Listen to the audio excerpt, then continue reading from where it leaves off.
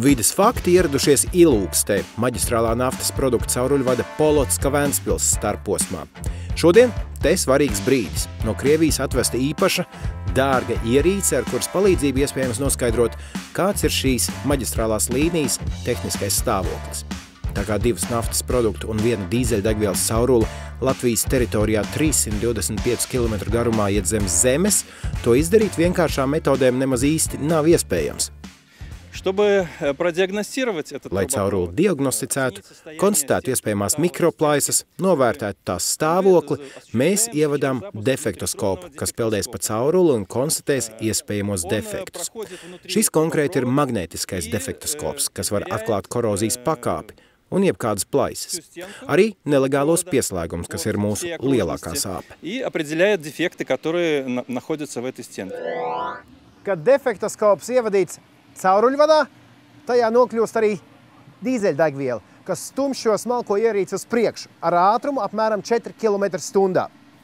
Pēc aptuveni 2 diennaktīm tā nonāks līdz Džūkstei, kur tiks izcelta un sniegs vērtīgu informāciju.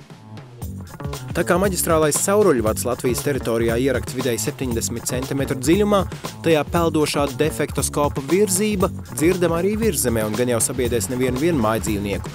Tomēr rezultātā tiks saņemta detalizēta informācija par to, kāds tad ir zem zemes esošās caurules tehniskais stāvoklis. Ja ir kādas problēmas, tad kur konkrēti tās konstatētas. Šādas pārbaudas maģistrālās līnijas saimnieki Latrostrans veic reizi 3–4 gados. Kā liecina pieredze, tas dod savu rezultātu. Pēdējos 10 gados nevienas avārijas tehnisko iemeslu dēļ nebija no mūsu cauruļvada. Tomēr skaidrs, ka pēc caurules tehniskās situācijas novērtējuma darba apjoms pieaugs gan tā apkalpojošajam tehniskajam personālam, kam būs jāķers pie darba, ja tiks atrast kādu potenciāli bīstamu bojājumu, gan uzņēmuma iekšējās drošības dienestam, jo defektoskops skaidri parādīs, ja būs izdarīts kāds vēl neatklāts nelegālais pieslēgums. Cauruļvada dehermetizācija no nelegāliem pieslēgumiem notiek 100 reizes biežāk nekā no avārijas no tehniskā stāvokļa cauruļvada. To, ka daudz lielāku apdraudējumu cilvēkam un videi rada nevis caurules tehniskais stāvoklis, bet gan degvielas zagļi, man apstiprina arī Latrostrans iekšējās drošības dienesta detektīvs, kuru viņa nodarbes dēļ saglabāsim anonīmu. Cauruļvada apsardzē strādājis jau 12 gadus, viņš ar kolēģiem ir vienībā, kas atbildīga par cauruļvada 100 km Latgales pusē. Mūsu darbības zonā ir uz doto brīdi 6 nesankcionēti pieslēgumi. Kādā laika periodā? No gada sākuma. Aptuveni tikpat, cik pagājušajā gadā un aizpagājušajā gadā.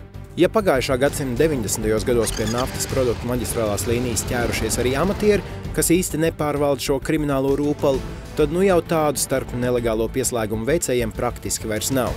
Palikuši tikai profesionāļi, kuriem tas ir nopietnas bizness.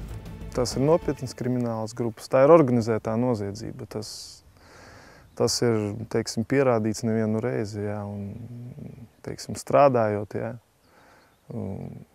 Atkārtoti tiek, kā saka, ja tiek aizturēta viena grupa, pēc kāda laika, teiksim, iztiešot sodu, viņi atkal iet to pašu ceļu, jā, līdz ar to, teiksim, var droši teikt, ka tā ir organizēta grupa, arī līdzekļu nodrošinājuma ziņā, jā. Tur ir līdzekļi, jā, un tur ir jāiegulda līdzekļi. Tādēļ nav brīnums, ka pretī šādiem noziedzniekiem tiek likti bruņoti apsardzes vīri, kas patruļas gar naftas zīslu veids ikdienu, pat visnesasniedzamākajās vietās.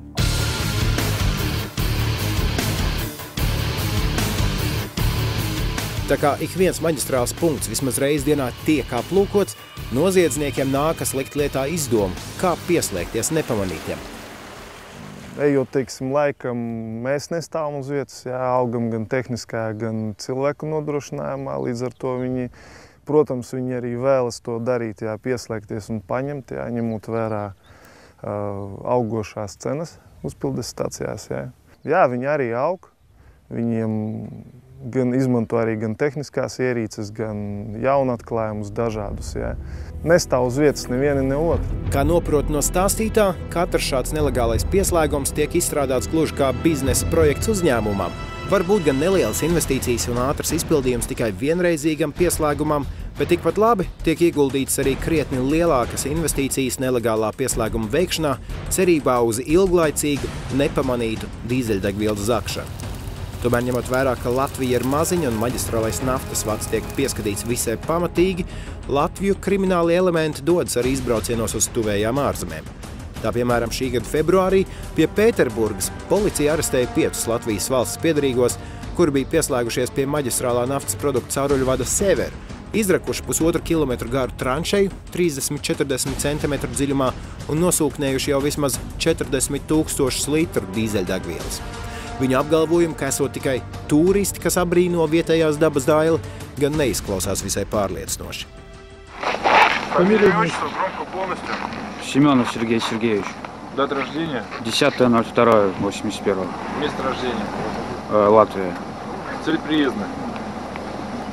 Туризм. Почему здесь находитесь? Да, мимо шел. Случайно вообще. Katrā ziņā skaidrs, ka maģistrālais naftas produktu cauruļvads ir magnēts kriminālajām aprindām gan Latvijā, gan citviet. Bet mums atliek tik cerēt, ka nelegālo pieslēgumu mēģinājumi arī turpmāk tiks atklāti pirms reāli pieslēguma izdarīšanas, kā tas lielākoties noticis līdz šim. Tas ir tas risks nelikumīgas pieslēguma, ka neviens nevar pateikt, kā viņa beigsies. Ikdienā palīdz tas, ka Latvijas teritorijā maģistrālajā naftas produktu cauruļvadā Polocka-Ventspils ik pēc 20 kilometriem ir speciāls mērierīces, kas nekavējoties brīdina par spiedienu izmaiņām kādā no 3 caurulēm. Taču skaidrs, ka augsto tehnoloģiju defektoskops, kas šonedēļ ceļoja posmā Ilūkste Džūkste, spējas atklāt to, kas ar ikdienas ierīcēm nav ticis konstatēts.